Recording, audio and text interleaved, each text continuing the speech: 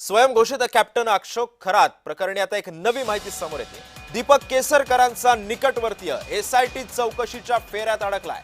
दीपक केसरकरांच्या निकटवर्तीयाची आता एसआयटी चौकशी होणार आहे। केसरकरांचा एक निकटवर्तीय सिन्नरमध्ये जमीन खरेदी विक्रीच्या व्यवसायात सक्रिय होता।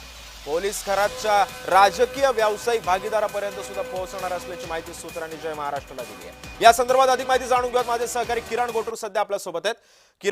किरण, या सगळ्यामध्ये आता केसरकरांचा जो निकटवर्ती आहे म्हणजे ह्याचं कनेक्शन फक्त रुपाली चाकणकर किंवा इतर राजकीय नेत्यांशी नाहीये संबंधित, दीपक केसरकरांचं सुद्धा नाव आता याच्यामध्ये येऊ लागलेलं आहे। काय माहिती आहे, याचे काय संबंध होते अशोक खरात संदर्भात? सिद्धेश, वेगवेगळे राजकीय नेत्यांचे जे फोटो आहेत या कॅप्टन अशोक खरात सोबत गेल्या 2-3 दिवसांपासून व्हायरल होत आहे।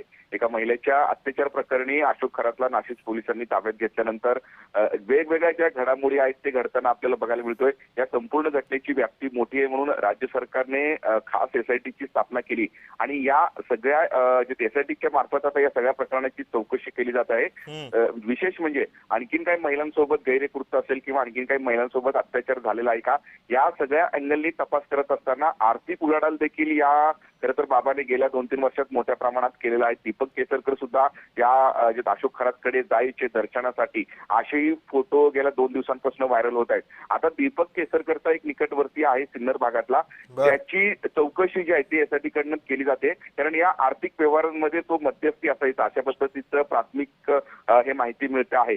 याच माणसाच्याकडून आणखीन काही राजकीय नेते असतील, प्रशासकीय अधिकारी असतील तर यांच्यासोबत या अशोक खरातने कुठले व्यवहार केलेले आहेत का, तर त्या संदर्भात आता सगळी माहिती जे एसआयटी कडनं घेतली जाते। कारण गेल्या 2-3 वर्षात मोठ्या प्रमाणात मालमत्ता असेल किंवा जी माया आहे ते जमवल्याचा सुद्धा संशय आहे। त्यामुळे या सगळ्या प्रकरणात आता अधिक चौकशी ला वेग आल्याचं आपल्याला बघायला मिळतंय।